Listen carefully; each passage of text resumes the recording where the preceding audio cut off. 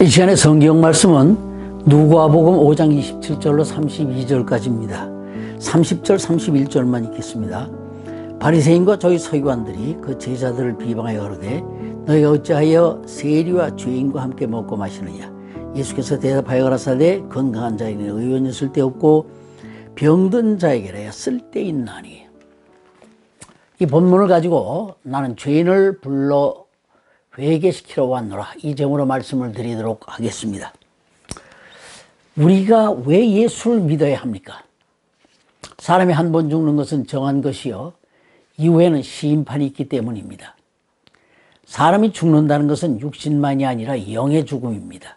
육은 한시적인 존재요, 영은 영원한 존재입니다. 영이 영원한 몸을 입을 때까지 지금 잠시 겉옷으로 입는 것이 지금의 육신입니다. 고린도후서 5장 1절에 보면 만일 땅에 있는 우리의 장막집이 무너지면 하나님께서 지으신 집, 그 손으로 지은 것이 아니요 하늘에 있는 영원한 집이 우리에게 있는 줄 아나니 했습니다. 이후 심판이 있다는 것은 지옥의 형벌을 받는다는 것입니다. 그것이 영의 죽음입니다. 왜 이 죽음이 왔을까요? 하나님이 선악과를 먹지 말라, 먹으면 죽으리라고 했는데 아담과 하와가 이 선악과를 먹은 때부터 이미 죽은 것입니다. 하나님이 천지 만물과 사람을 창조하신 데는 분명한 목적이 있습니다. 그 천국에서 영생할 사람을 이 땅에서 생육 번성케 하는 것입니다. 그것 끝나면 이 우주의 역할도 끝나버리고 맙니다.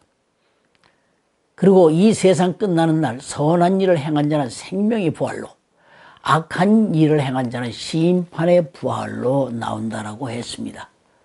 이 선악이 무엇입니까? 사람들은 이 선악을 알지 못하고 각각 나름대로의 기준으로 판단하고 있습니다.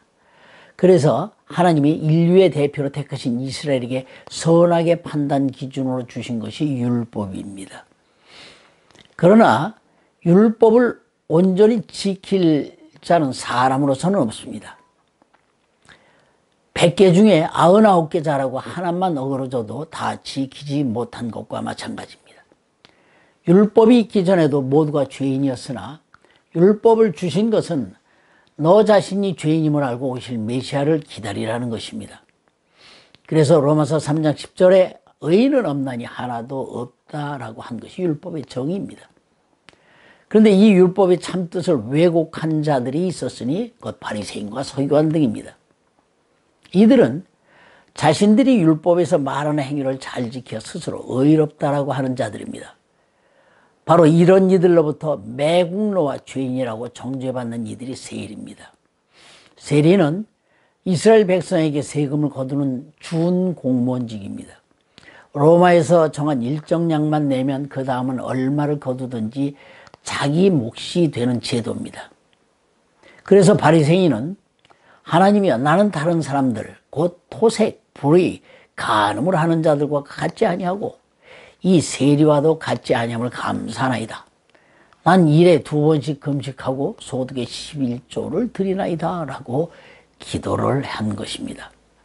반면 세리는 감히 눈을 들어 하늘을 우러러보지도 못하고 다만 가슴을 치며 하나님이여 불쌍히 여기시옵소서 나는 죄인으로소이다 라고 할 뿐이었습니다. 그렇다면 누구에게 구세주가 필요할까요? 죄인입니다.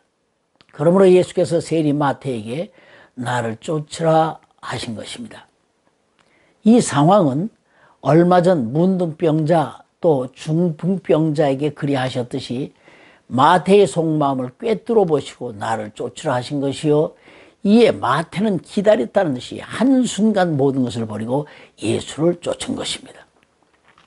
그리고 예수를 위하여 큰 잔치를 하니 그 잔치집에 여러 세리들과 또 다른 사람들이 많이 왔습니다. 이들은 예수님의 가르침을 듣고 병을 치유하고자 하는 이들입니다. 이 잔치는 한편으로는 마태가 자신의 인생의 새 출발을 뜻하는 잔치이기도 합니다.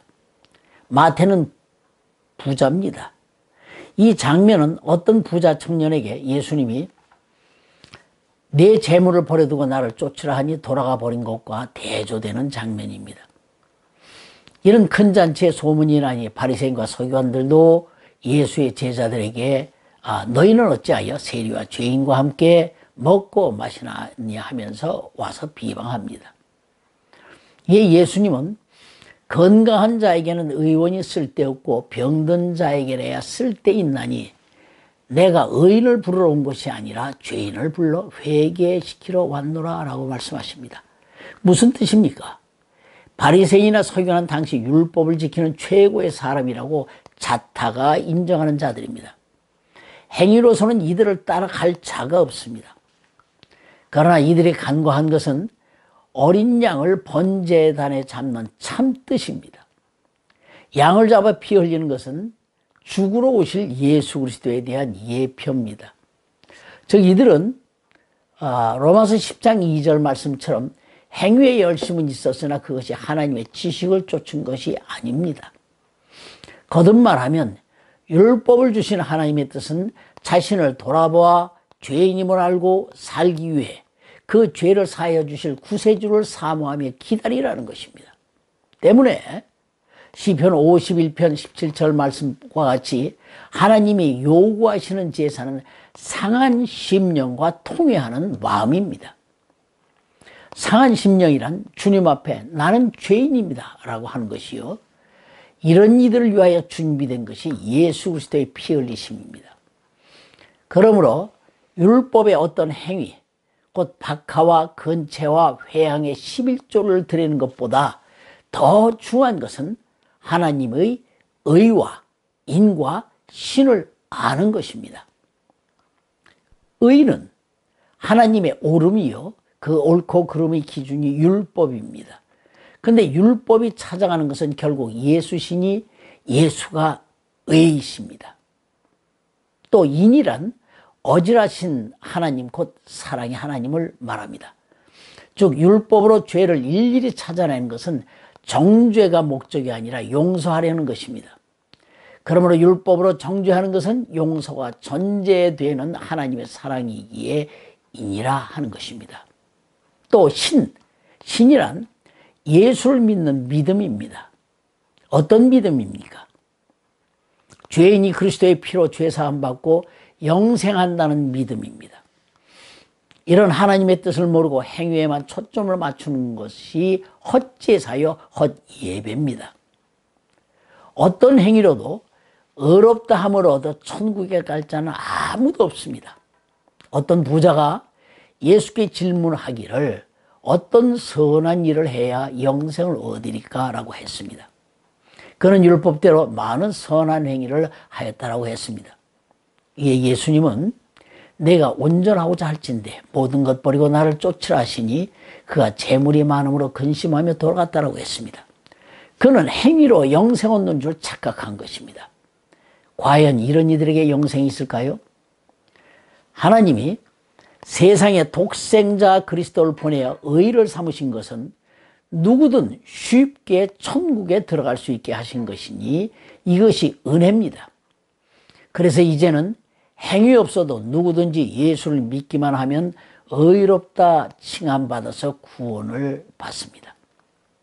이젠 죄란 예수를 믿지 않는 것이요, 믿지 않으면 지옥에 떨어집니다. 우리는 주의 은혜로 구원을 받은 자입니다. 이제는 이 은혜를 갚아 상을 쌓아갈 차례입니다.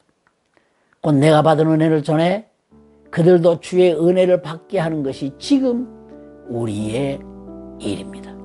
이는 주님의 명이시기도 합니다. 이를 행위 없으면 구원은 받되 발가벗은 구원에 그치게 될 것입니다. 그러니 우리 모두 순종하여 더 좋은 생명의 부활의 때를 우리 모두 함께 준비합시다.